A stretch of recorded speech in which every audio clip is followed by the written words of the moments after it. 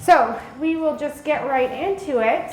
Why don't we start with getting a better sense of your experience with crisis, just to get a lay of the land. I'm sure that might be a long answer for Judge Emmett.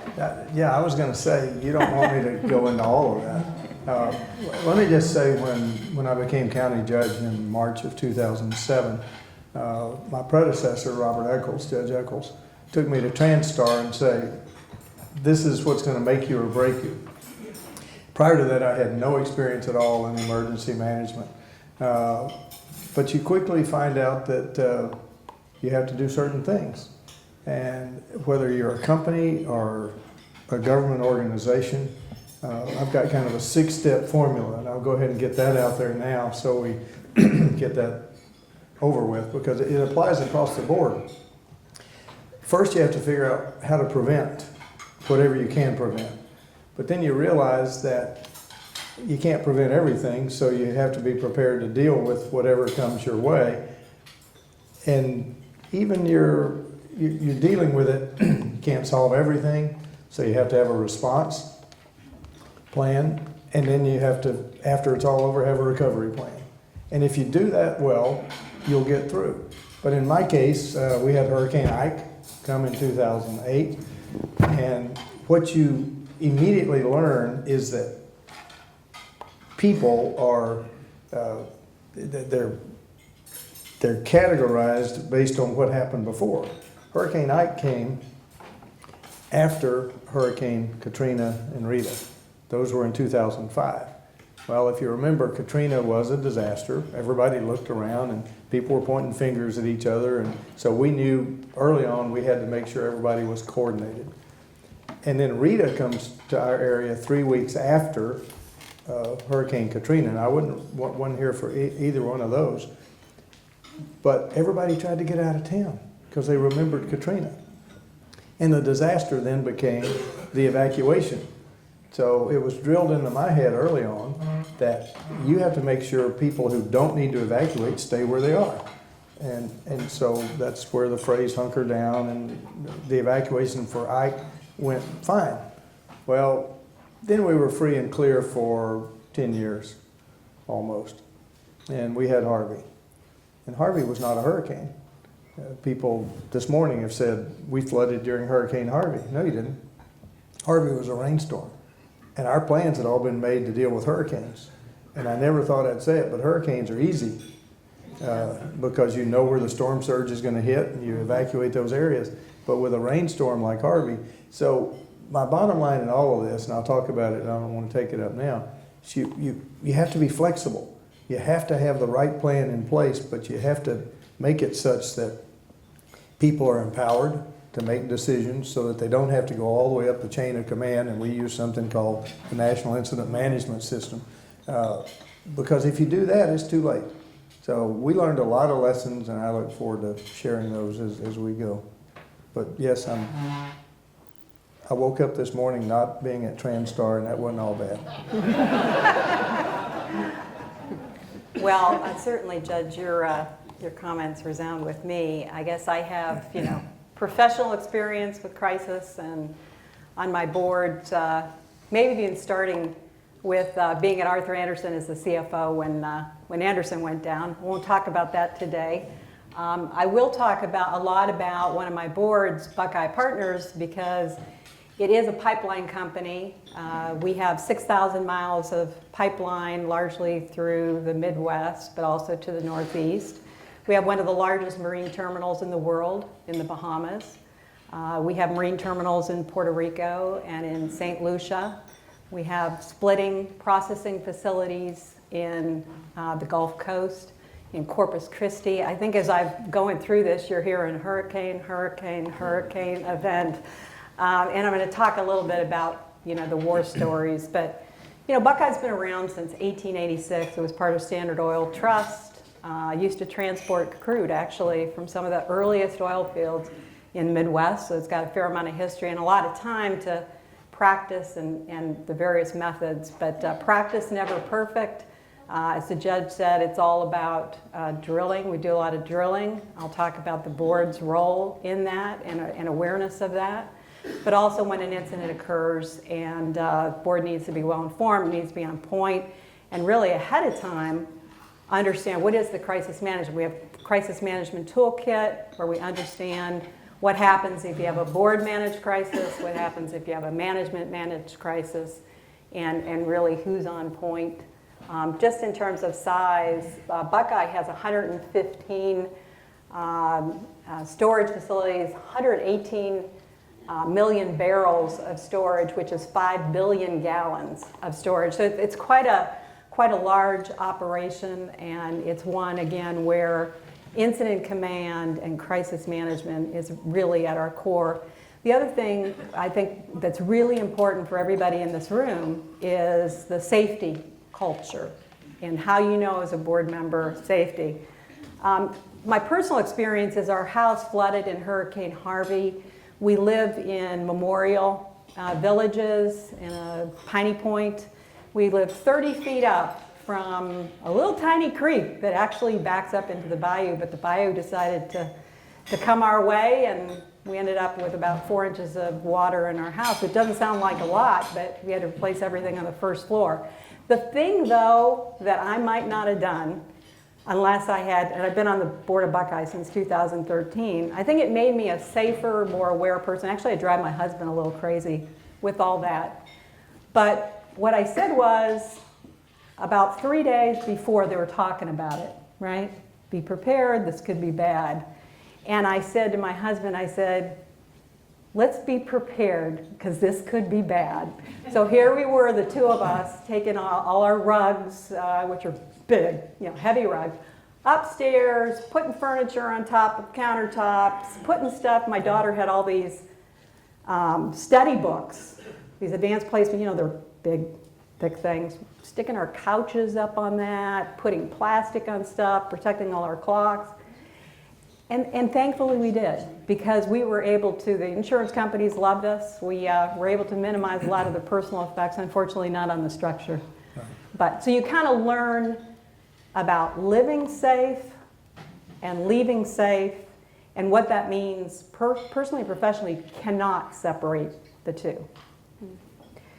Judge, you talked about flexibility in crisis response.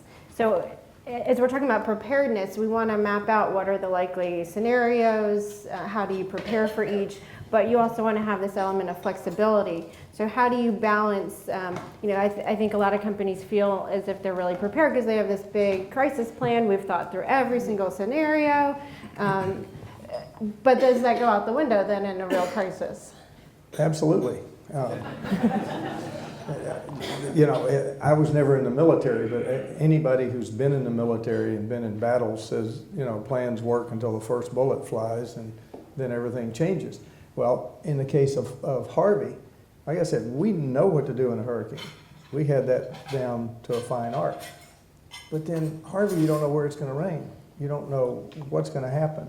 And Hurricane Harvey, and see, you even did it. You said you were flooded by Hurricane Harvey. You weren't. I know. Well, it felt that way at the time. Well, everybody, that became just the nomenclature, but the truth of the matter is, it wasn't a hurricane anymore. It was just a big rainstorm. Yeah. And the hurricane had gone in south, so the assets from the state of Texas, which we normally would rely on, had gone to where the hurricane hit, which made sense. But by the time the rains got here, they couldn't get here. So we were on our own. And so when it came time to set up the second 10,000 person shelter, which we were responsible for, at NRG Center, it was supposed to be a FEMA Red Cross operation. Well, they couldn't get here. So I turned to Baker Ripley, which used to be called Neighborhood Centers. They set up a model shelter that's now known around the world and we can talk about that later if you want to. But the bottom line is, the one thing we got criticized about nationally, organization called ProPublica, we didn't follow our plan because we didn't use FEMA, we used Baker Ripley.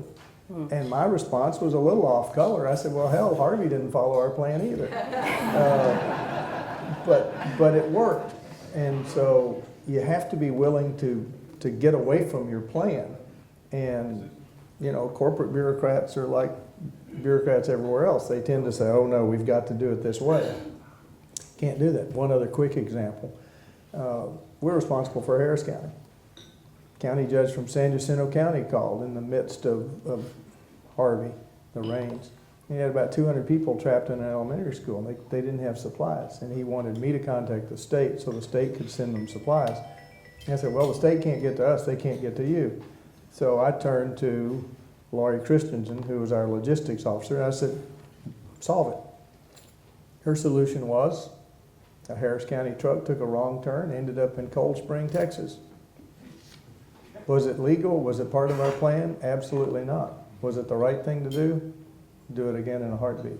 But she felt comfortable enough to make that decision without, a lot of hand wringing.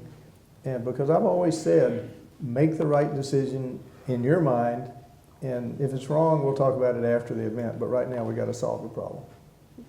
And empowering those people then is critical. Absolutely. So, I think in crises, sometimes we see everyone wants to jump in and be part of the team, but you need it to be small, core team, empowered, and know what the plan is and know when to deviate from it. So how do you put together the right team? And as a board member in particular, how do you, what's the board's role in determining who's part of that crisis team? Well, I can take that one. I mean, there's, within Buckeye, for example, there's issue management and there's incident management. And you think about it as tactical response. So when a release occurs, or, obviously when you have weather events, especially the one I'm going to talk about, it was three at pretty much the same time, which was, I won't say hurricane, but Harvey, Irma, and Maria, pretty much contiguous with each other.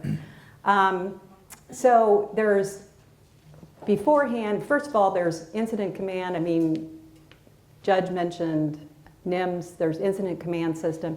Buckeye's a member of the incident command system because it links you with federal, state, and local authorities. So it's important to do that ahead of time because that helps, obviously, with the incident linkage that has to occur. Responders are key to any of those events. Information, communications are important.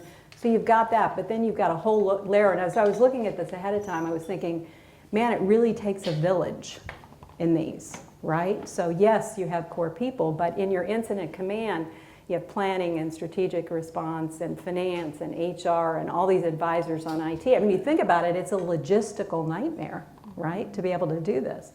But then at the top level, you have issue management that has to deal with the communications, and it has to do with the brand and the reputation and what we're going to do about potentially missing on a delivery and what that impact that's going to have. So there's all these crisis management, there's incident management, and being able to be rehearsed. So on a board level, the board obviously knows its role ahead of time. It has crisis management toolkit. It talks about, I mentioned this before, but it's two different types of crisis. It could be a board managed crisis in which for some reason management is disintermediated from leading the crisis. I haven't been through one of those, but you read about them in the paper where the board really takes over for that. And then a management managed crisis. And there are specific roles of when you inform the board and the frequency and the nature and the impact and the remediation, and are there additional things that are required in terms of resources and cost and those sort of things. Versus on the board managed side, it's who's on point from the board and what are the decisions. Is there, for example, not a strategic, but a committee that actually has to take place, a special committee, to be able to handle all this? And on the committee level, one thing I'll say, and I see a lot of energy folks in the room, and I'm sure you all have this, is Buckeye has at the board level a health, safety, security, and environment. We call it HISSE committee, right? But the board is obviously, from an ERM perspective, very involved. The entire board, not just the audit committee, and I chair the audit committee, trying to get it into the full board is important.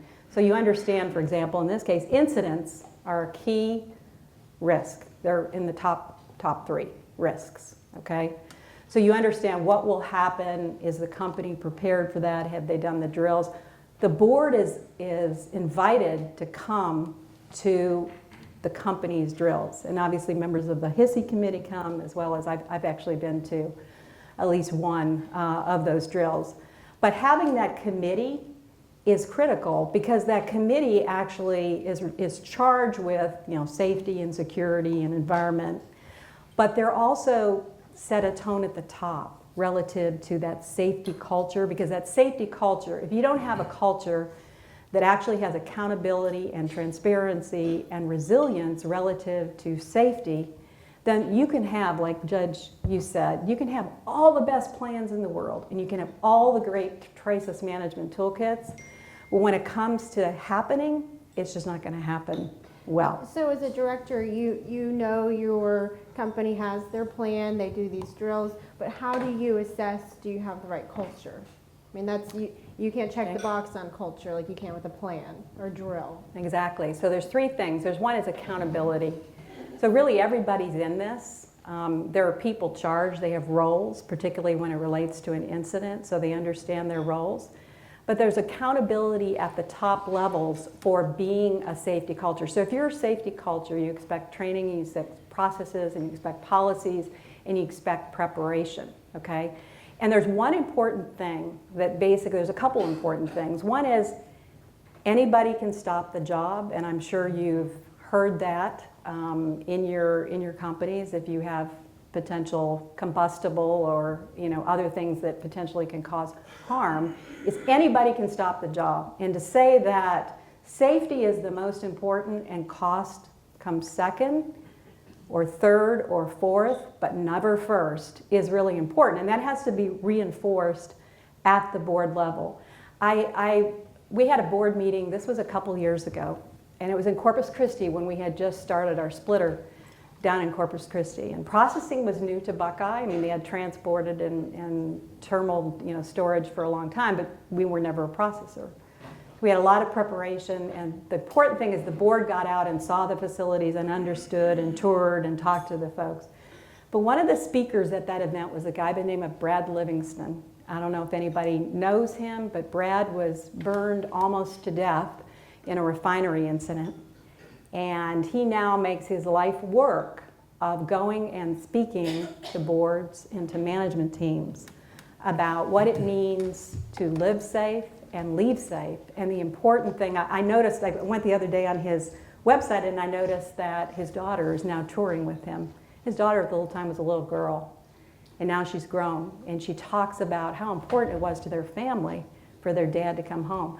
I tell this story because it's really important for people to understand in accountability, Sydney, that it's important what it means to actually protect each other, to look out for each other. The other thing is being resilient. When you see a company go through, you all talk about resilience and how important it is to be able to go through something. When you see a company stressed to its limits, I'm going to talk about, you know, 3 incidents at the same time. When you see it stressed to its limits, then you understand the resilience of the company. Because under stress, many times things change. That's when you see the true culture come out, the subculture come out. If you're a safety culture and it actually pervades when you're the most stressed, then you understand resilience, which I think is one of the most important things for a board in terms of understanding overseeing a company, is understanding that resilience. Sydney, we're going to treat this like a presidential debate now. Okay. That means Please, you can ask no. whatever question you want, but we're going to answer the ones we want to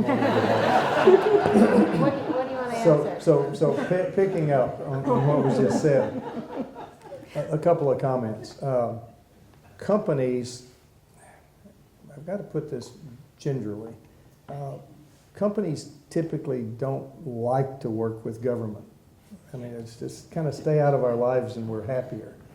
But the reality is you have to know which level of government you have to work with. And the example here in Texas is to some people hilarious. County judge in every county is the person responsible for emergency management. It's not a mayor, it's the county judge. And the county judge in Texas, of course, isn't a judge, isn't even a lawyer. And it's very confusing, but companies need to know that's who they have to work with. It's different in other states. I was talking with George Pilko about, you know, the various Caribbean islands. Who's responsible down there? companies have got to know, they can have their plan, but they also need to know who their government partner is going to be. And that's got to be factored into their plan. And then the other point I wanted to make is that no matter what you're doing, you can't get distracted. And the biggest distraction during Harvey was General Honore on CNN saying, well, they should have evacuated. Well, you can't evacuate 4.7 million people out of the whole county when you don't know which areas are going to flood. And so you can have your company plan, the board can be on board, the management team can be on board, but you got these other partners. You've got the partners in the government sector that you have to deal with, and then you have to figure out, how do we deal with the distractions? So I would advise, there almost needs to be a person in every company that their job is to minimize distractions. Mm-hmm. You go deal with that. That's not part of our plan, so that the people who are really responsible for dealing with the crisis can continue to focus on the crisis and let somebody else deal with the noise on the outside, if you will. So how should companies build those relationships with the government partners and the other partners that will be critical during a crisis? How can they build those prior to the crisis? They have to be factored into the plan. I mean, wherever your facility is, the person responsible for, on the company side, has got to know who are my government partners, who do I immediately have to contact and deal with, and that will vary. And like we were talking about the Caribbean islands, I have no idea, but I guarantee you probably everyone's going to be a little bit different. But if that's not factored in, then you're going to find yourself, government officials are for the most part politicians, and they're going to be out there in the public, and they're going to be saying things that's going to impact your company a great deal. So if you haven't developed that working relationship in advance, during a crisis is not the time to do it. So you have to do that in advance. Yeah, I would just say on that too, I mean, Buckeye is well connected with federal, state, and local, because first of all, it's a respect relationship in terms of understanding the various roles, how you actually deal with incidents. You've got responders that really need to be there for you, for the community. I know that Clark, who was originally supposed to be here in my spot, would tell you that whenever there's an incident, and this is obviously at the event, calls the head of PHMSA, which is the primary regulator in pipelines, to notify them and let them know what's happening. I think great story from a board perspective is, I mentioned that the board is invited to come to drills. And so particular interest of mine is obviously in cybersecurity. You get certified in cybersecurity, a little plug for NACD's course, but being able to understand how you prepare for an incident in cyber. And I went to this drill, and we've got big operations in Illinois, and it was in a huge room in a hotel, and there was TSA, Homeland Security, CIA, Cook County Sheriff, national, I can't remember, there were probably 10 agencies that were present. And then there were all these Buckeye folks. And the whole purpose, it was about an explosive device, but it had been triggered through a system interaction. This was all a drill, okay? But it was all about who does what when, and how do you communicate, and who's on point, and what have we missed, and then a debrief. So you go through this incident, it rolls out scenario to scenario, and it builds. You didn't do this, well, this is what happens. And the lessons learned for me was just, first of all, how critical that preparation is, how critical the communications were with those individuals, because some of the things that came out of that is an awareness of individuals who were then in post in some of those agencies that weren't maybe 6 months before that, and knowing who that was, and looking for where there might have been gaps in communication. And I would say at our federal agencies there might have been more. So being able to really understand how those would be closed. And I think that's a critical part, is do enough of those to be able to understand ahead of time how you can better make those relationships and those communications work. So it's great that your board attends some of those drills. Do you also do stuff just at the board level in terms of simulations or crisis discussions, or what does your HISI committee kind of bring to that board in terms of discussions and preparation and simulations for just the board?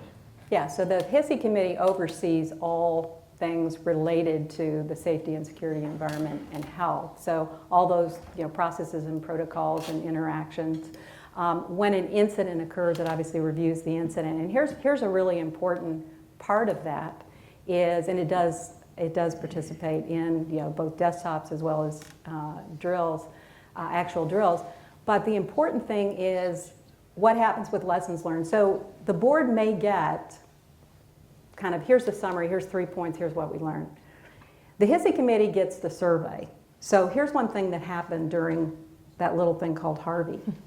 Yeah, so with Harvey, no, it was actually the Harvey, Irma, Maria triumvirate, is the board and the HISI committee got the full survey of what was great and what needed to be improved. And as long as Buckeye had been doing this, there were still things that needed to be improved. And out of that continuous improvement effort came something called SOMS. So this is a safety operating management system. It's a multi-year undertaking. And it basically deals with standardization. It deals with training methods. These were all in place.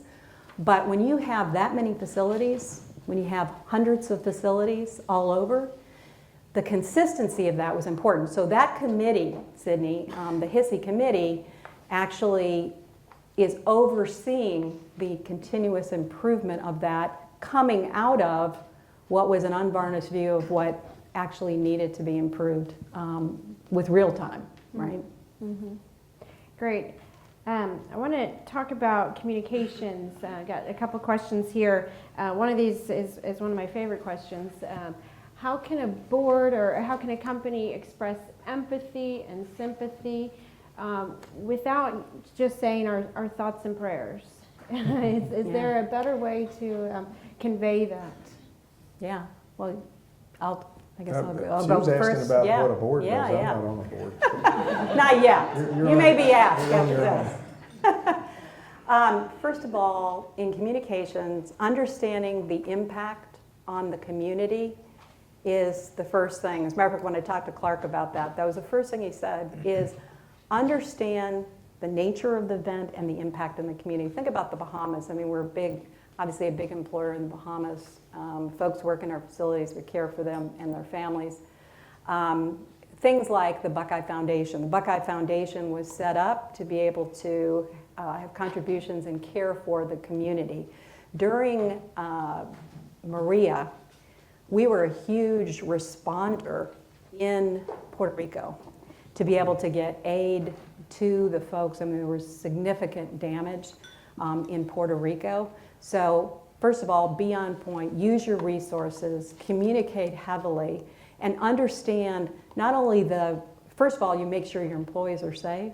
And we do something, and I'm sure others in the audience that have the same footprint do, we don't rest until we've accounted for every individual. Okay, so if you can't get them at first, you follow up. You have individuals who are tied to them to follow up to make sure employees are safe.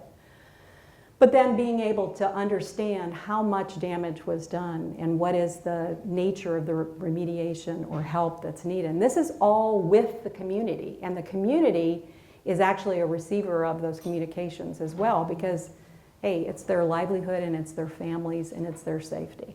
Yeah, talking about communication, one of the first lessons I was taught, Mayor White, Bill White was mayor during the Katrina Rita days. And if you remember, if you're from the Houston area, the evacuation for Rita was a disaster. And he openly told me early on, one of the problems was he and other officials went on television and said, if you've ever been flooded, you might want to leave. Well, we had had Tropical Storm Allison a few years earlier, and people had flooded under Tropical Storm Allison who were in no danger from Hurricane Rita because they weren't in a storm surge area. So everybody, plus they had fresh in their minds the images from New Orleans of people outside the convention center. So that faulty communication made everybody get on the road. So the first thing he and Robert Eccles and everybody else told me was, you got to do a better job of communicating. Mm-hmm. So, and on the company level, unfortunately, I think companies are really in a bind because it's going to be the government officials that make the official communication for how to respond, even though probably the company may know better. But again, it gets back to that partnership. You need to, who's going to be giving the official message out there, and be sure you're tied at the hip with them. Mm-hmm. Yeah, I think this question about sympathy and empathy, a corporate statement that's gone through 20 rounds of review and all through the lawyers, it's frankly very neutered at the end, right? There's no substance to that statement, and it basically falls flat. And I think what we see companies do really well is when they don't try to rely on just the communications, but their actual actions. And so, the old saying, actions speak louder than words, really comes into play in a crisis. And we were talking last night about this idea that crisis communications is actually kind of a misnomer, because so much of crisis management is not about what you're communicating at all. It's more how are you communicating via your actions. And so we see a lot of great examples of companies in a crisis that are helping the victims, that are doing the right thing, that are fixing the core of the problem, that are reassuring their employees that they're safe. And all of that you can do without needing to call the media and get this fabulous photo op. They'll catch up to that. If you're doing the right things, that'll trickle into the narrative. And so it becomes a communications tactic when it's really an action and an operational tactic. So, I do want to talk, though, you mentioned this idea of people saying you've got to evacuate. In a crisis, things are moving very quickly. You hear a lot of people talk about, you got to act quickly. You can't get behind this.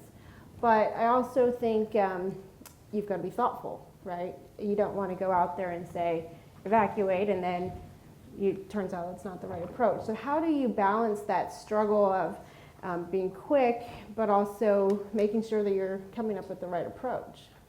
Well, it's difficult. The evacuation,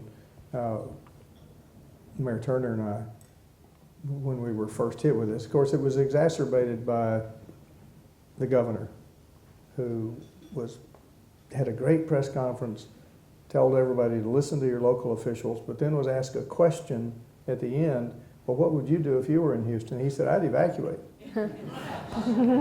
Well, Mayor Turner and I both just kind of went, oh my goodness, because evacuation wasn't even considered.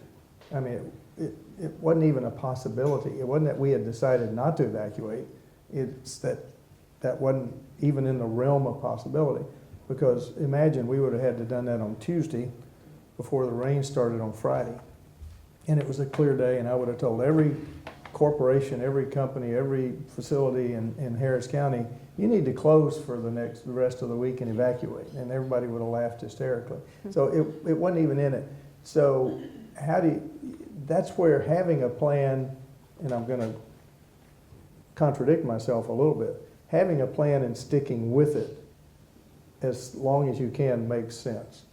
Don't be diverted by somebody else coming on and saying, oh, you should evacuate, and then suddenly you're scrambling around and you can't do that.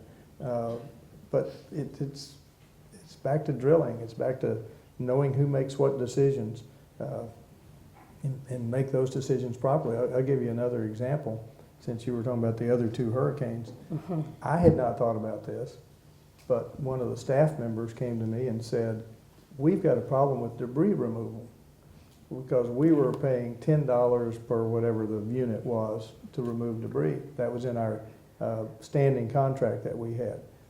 And he came and he said, a hurricane's going to go into Florida. And I've checked, they're paying $15. So all those trucks that are going to be removing debris, they're waiting. They're not going to come to Texas. They're going to go to Florida. So he said, you need to call a special meeting of the County Commissioners Court and change our contract. So we did. And then Houston had to follow suit, because then they were at $10 and we were at $15. That wasn't me that made that. I mean, that was somebody whose job was to monitor those things. and came to me with that decision to be made on the fly. And it was the right thing to do. So you never know what's going to come up. Stick to the plan as much as possible, but know that you're going to have to change it. Barbara, how about in the boardroom when it's a immediate issue, high pressure to be making a decision? How do you make sure that the team is considering all the factors and not rushing to get out there quickly?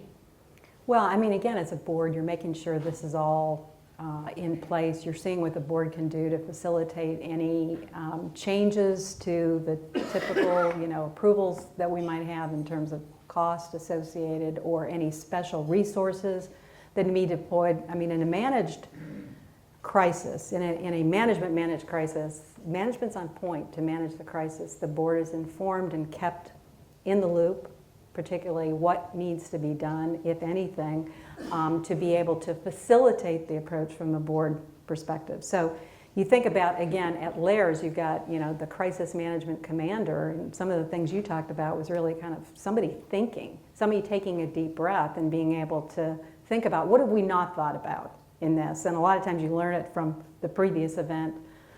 But from a board, and again, unless it's a board managed crisis that you're talking about, the board's role is to receive information, to be on point, if the board needs to get involved from a communications perspective, and to know that ahead of time, because you don't want to be scrambling at the last minute, who's on point, who's going to talk to the press. As a matter of fact, if you have a board managed crisis, that spokesperson is nominated ahead of time. It's usually, if you have an independent chairman or the lead director who would be on point to do that. But don't be doing that at the time of the crisis. Do it ahead of time.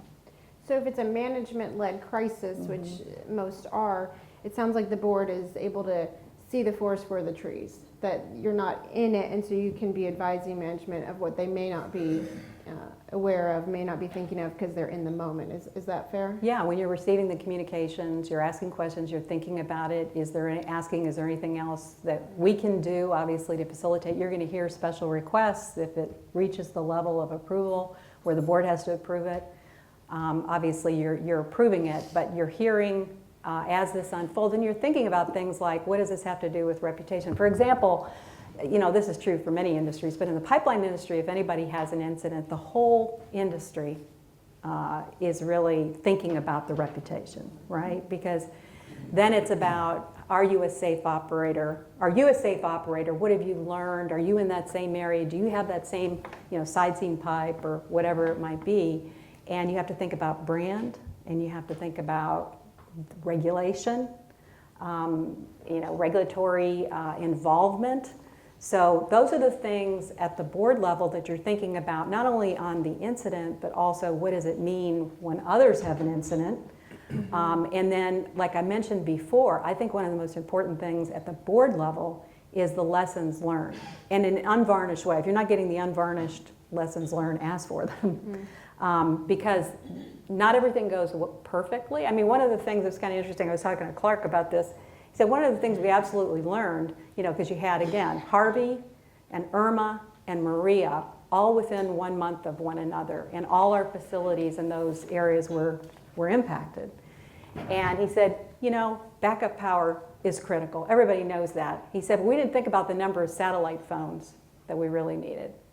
And we increased the amount of satellite phones just based on the incident because it was stretching the amount. And unless you were kind of in that and living it, you wouldn't necessarily know that. So I mentioned the SOAM system from a board perspective. That was critical because it was going to be a major undertaking. It was going to be a major investment.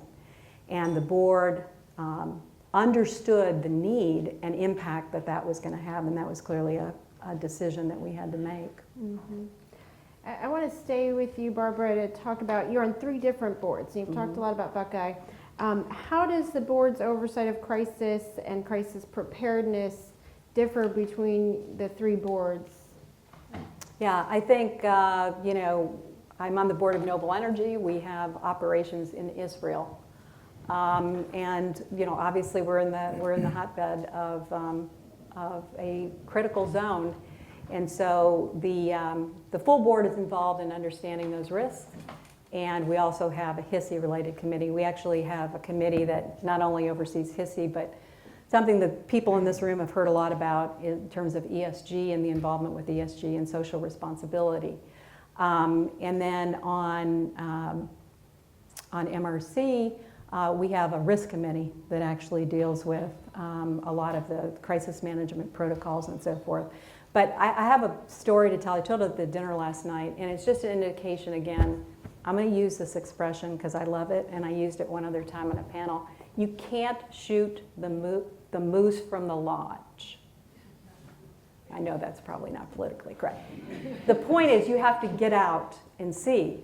If you're in an operating company, you got to get out and see the operations. You got to walk and talk to the folks and understand when things are being built, when things are being operated. But anyway, I've been on the board a couple years at MRC, and I went to one of the distribution centers that we had built. We built a huge distribution center out in LaPorte because we're the largest global distributor of pipe, valves, and fittings for the energy business, upstream, midstream, downstream. And was walking around and state-of-the-art stuff, and was observing that everybody had on a vest, but one guy had on a different color vest. And so I asked him a question. I said to the supervisor that was giving us the tour, I said, why does that gentleman over there have a different color vest? And he said, because he's new. Whenever anyone's new and they're operating, because they work around these huge pallets and these drivers, and being able to have accidents within the distribution center could be disastrous. He said, because he's new, and not only is he aware that he's new, everybody's aware that he's new as well. It is managing the risk associated with him being new and understanding that he's doing what he's doing. So it's being able to understand those sort of things. But each of the boards have some levels, certainly board committees that deal with it, full board. And again, I want to force one thing that I think is really important. Many boards relegate kind of ERM to the audit committee. And the audit committee serves a role, and I chair 2 of them, but the audit committee serves a role in terms of the process. But I think it's really critical in an ERM process that the full board is involved in terms of weighing in and understanding, because from that ERM process, then risks get delegated to various committees. It could be talent management, retention risk, on the folks for the compensation committee, NomGov on the CEO succession, audit on certain risks that we have relative to ICFR, whatever it is, and then the HISI committee and all the operating. But that way you have a full understanding, and because you have diversity around that table of background and experience, that comes into play not only in the strategy side, but in the risk side. So it's really important to, I think, have that sort of process at the board level.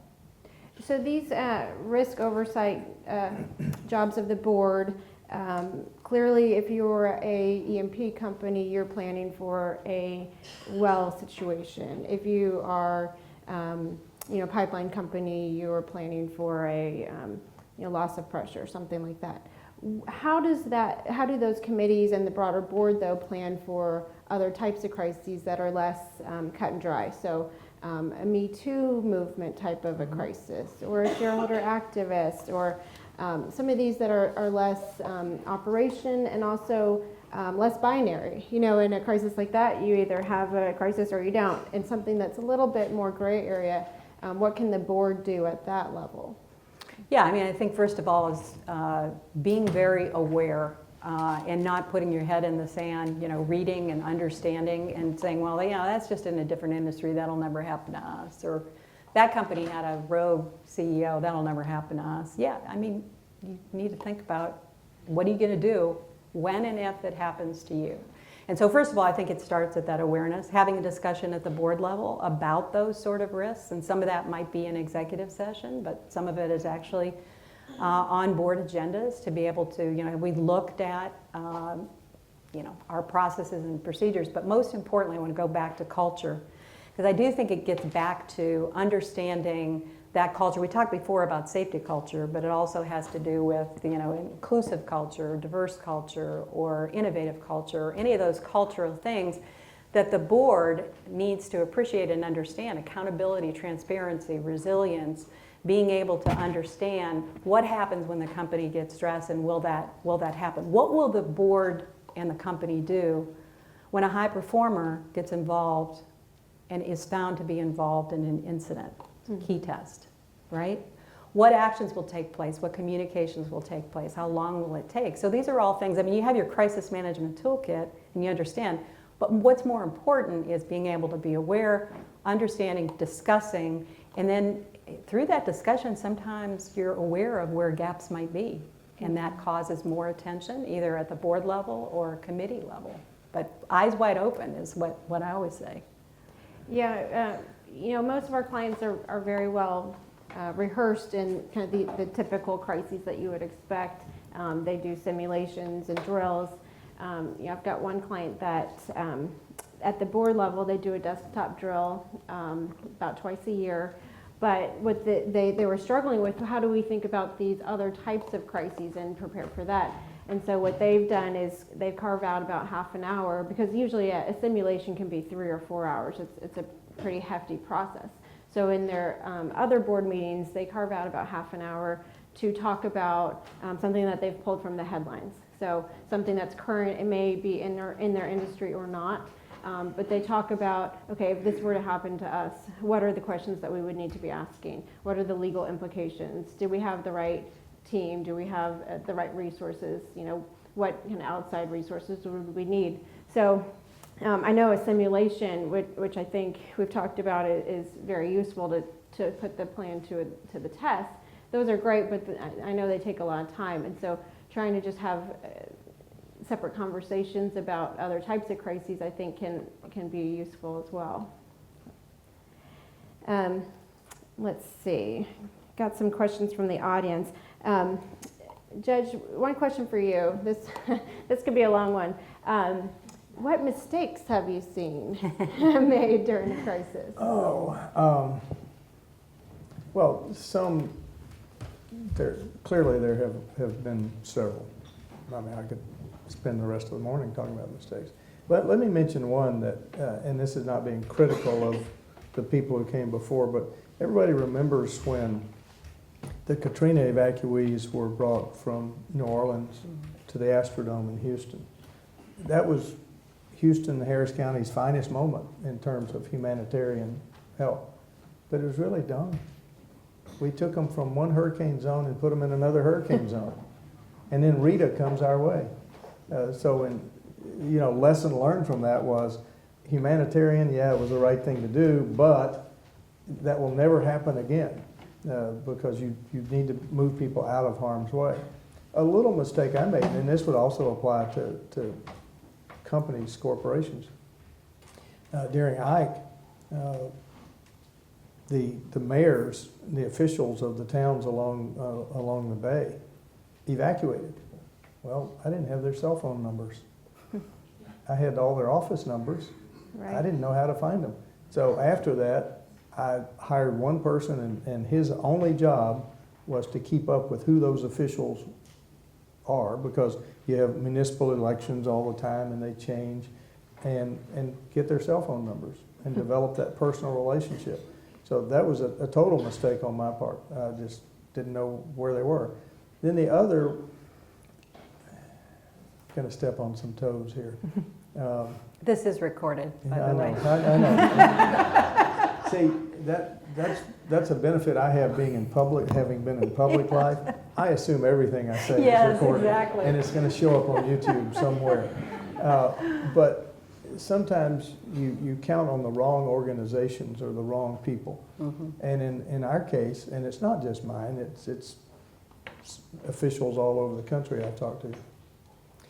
The Red Cross, because it's a voluntary organization, isn't necessarily the right group you need to be partnered with. They're great before the storm, they're after the storm, but during the storm, not necessarily. That's why we ended up having to change the way we did it.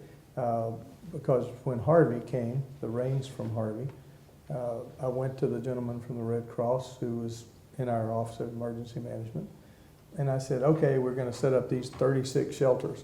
He said, well, we don't have any drivers. I said, well, why don't you have drivers? Well, because they can't get out of their homes. Okay, that makes sense. Can't argue that. So we go scramble around, we find drivers. We go back and say, okay, we've got your drivers to deliver these supplies to the shelters. He said, well, we don't have any trucks. I said, well, why don't you have trucks? Well, we were afraid they were going to flood. And this is a classic case of not getting distracted, because I wanted to say, well, who drove the trucks out? and I don't even want to go there. So we left it at that, and then Mattress Mac and UPS and others supplied the trucks, and we got it done.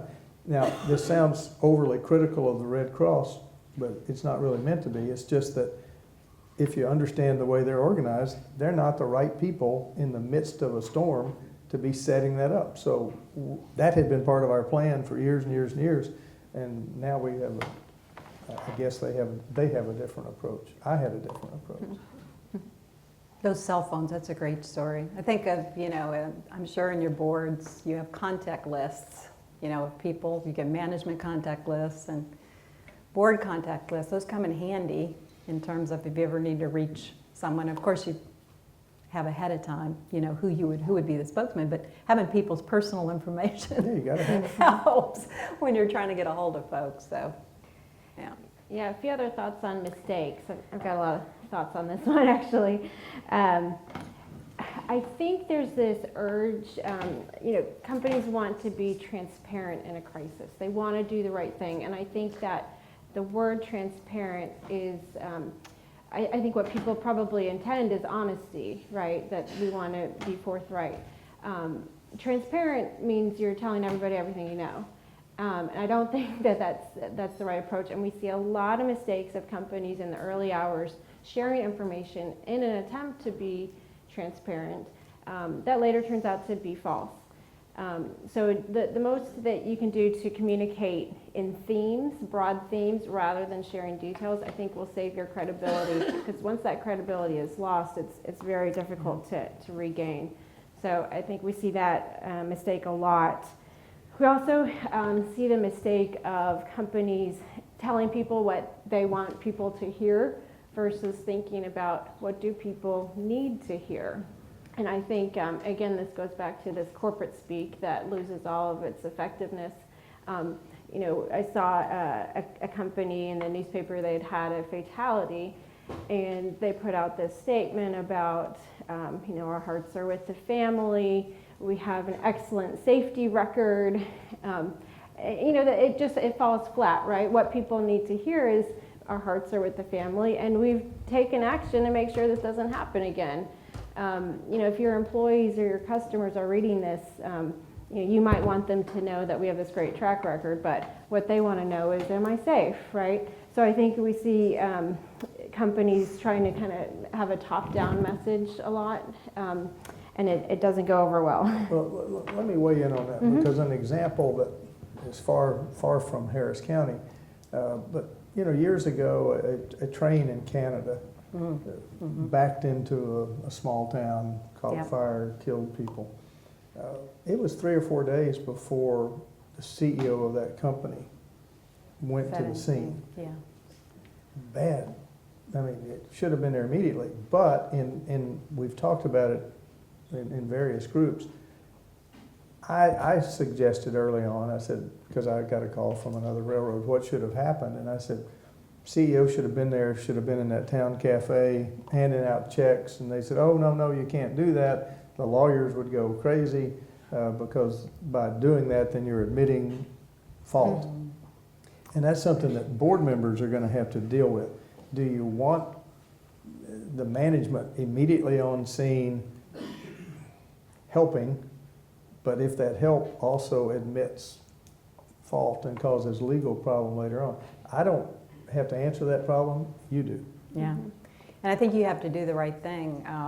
As an operator, right, you're going to be on the scene, right, and the whole thing, and you can look in the paper and see about where trust and integrity are critical. Well, trust and integrity in operating facilities is also critical. And if you've proved yourself to be a safe operator, then that's a given. You follow your procedures, you do have some flexibility, but you want to do it quickly and make sure it's done right.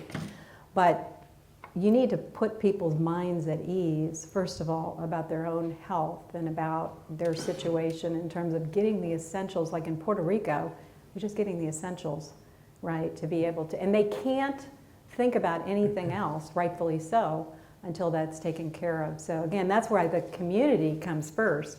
But this whole thing about, you know, usually in my, and I'm not, Sydney, like you, I'm not a crisis expert like you are. But I can observe and see things where it either comes late, or if it comes, it doesn't come with sufficient either empathy or involvement. It's done from afar. It doesn't address the key issue. It begs the question. Fill in the blanks, right? It's just things that aren't handled well. And you can just tell, not being involved in it, but just observing it, that they miss the point about who is most impacted. Again, it's the first thing in communications that the Buckeye thinks about is who's involved, how are they impacted, how do we help with that? Because when you think about it, this whole incident command that I mentioned, and then the strategic response on top of that, and so you have crisis management commander, and then you have the incident response team, and in the crisis management command, you have all these different levels of involvement to deal with things on the procurement side, or to deal with things on the IT side, or to deal with things on the finance side. That tactical response team has a job to do that they know ahead of time, but there are things they can't think about because they're in the mix, in the midst of it. But the communications at that crisis management level, there has to be good communications between the crisis management team and the head of the company and the business unit that's impacted, and all those other things. And again, it's the pure facilitation of how do you communicate and do you have backup to do it, but also what do you tell them and how does that respond to the needs that they're hearing. And like your comment, if you're not in the cafe, you don't know necessarily what some of those issues are. Yeah, I think you're totally right that it has to start with the community and the audiences that are most affected. And I love that you put your CEO in the cafe, because I have a lot of CEOs that call and say, something tragic just happened. I really want to convey empathy. I'm going to host a press conference to talk about all these great things that we're doing so everyone knows that we take this seriously and we're going to make it right. And I get the sentiment, and I appreciate that they want to be doing the right thing. But I think it would be easier if you just do the right thing, right? Instead of talking about doing the right thing. So this idea of meet with people, go to the coffee shop.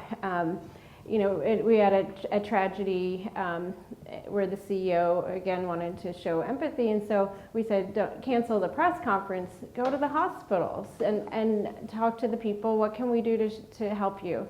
What do you need? Do you need an airplane ticket? Do you need costs for a funeral? Rather than, again, this top-down idea of here's what we will offer to you. I mean, there's no check that you can write someone that will make up for losing their loved one. And so I'm sure money is appreciated and useful, but if you start with what do you need instead of here's what I'm going to provide you, I think that sets a tone. And it kind of ties back to this idea of culture. That is your culture where your priority is to really help the victims and help the community, or is your priority just to get through this crisis? We had a client that had a crisis, and the board said, wow, we have a terrible PR problem. And we said, no, you have an operating problem, right? And the PR is a symptom of an operating problem. And so I think if you have the right culture at the board level included of recognizing that we need to fix the problem, that will go so much further than any corporate statements, press conference, press release. You also look out for, you look out for elements in your workforce that actually tell you that safety culture is ingrained in every individual. For example, you've got your safety moments, everybody does that, right? And quarterly calls, opening up and saying, look, let us talk about some of the safety things that we do on every single quarterly call. But the most important thing is when you see the workforce looking out for each other, having each other's back. It was interesting. I was at a meeting in New York, and I was walking with one of our business unit heads that is in charge of merchant services. And guy came from BP. I mean, he's a hell of a guy. And we were walking along and this very kind of narrow passageway. And he went out of his way. And it wasn't just a gentleman thing, you know, to do, which it was gentlemanly, but the way he sort of shielded me and protected me and made sure, I mean, just made such a point that it's this whole thing about, in order to have that, you can't have employees only think about it at work. They have to think about it 24 hours a day. You have to inculcate in your culture safety, looking out for one another, thinking of something that will actually occur, because then people actually have it here, they have it here, and they have it in their accountability. So that's an important thing, I think, to see.